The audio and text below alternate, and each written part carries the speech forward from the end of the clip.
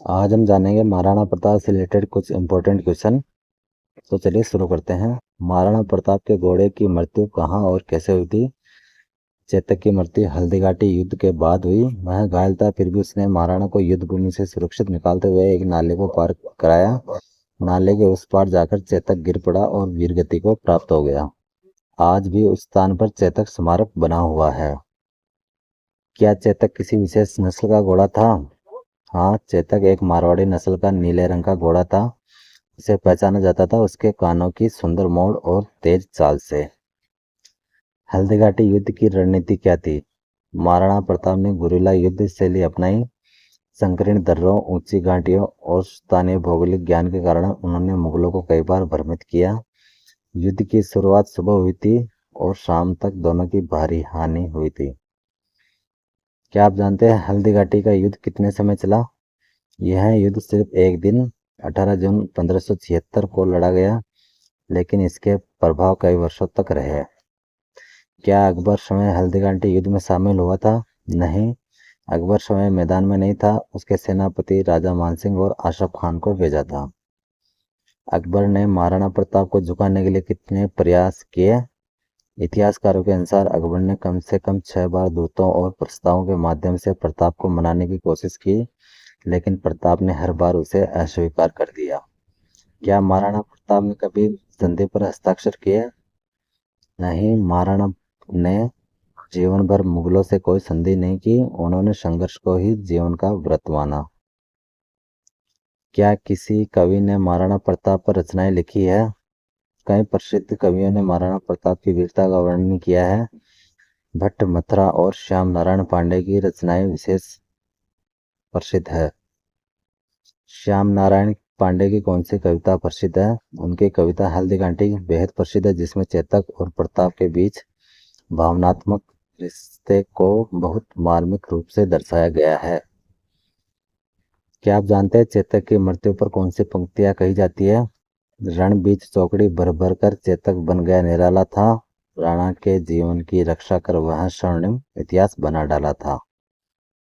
महाराणा प्रताप और चेतक की यह जोड़ी इतिहास नहीं, बलिदान और स्वाभिमान की जीवित प्रतिमा है।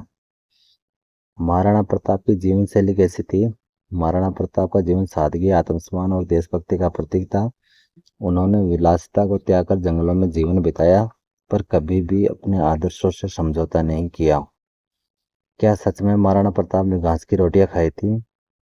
हाँ, यह ऐतिहासिक तथ्य है। संघर्ष के समय जब आर्थिक संसाधन नहीं थे, तो उन्होंने और उनके परिवार ने जंगल में घास की रोटियां और वन कंदमूल खाकर दिन बिताए थे।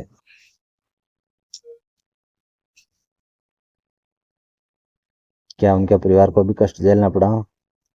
हाँ, उनकी रानी और बच्चे भी उनके साथ जंगलों में रहे।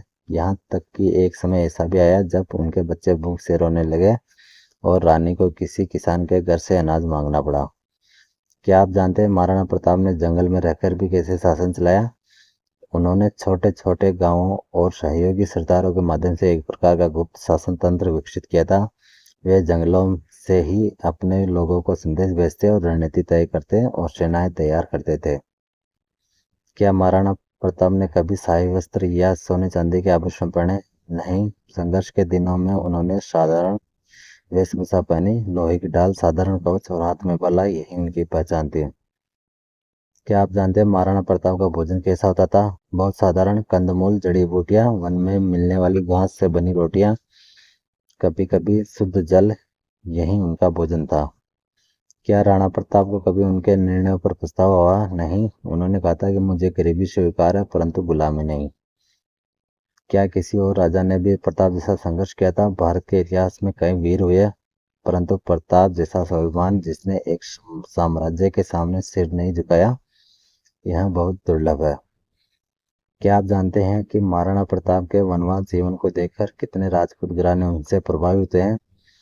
कई राजपूत सरदारों ने प्रताप के आदर्शों से प्रेरित होकर उनके पक्ष में सेना और भोजन और धन भेजा।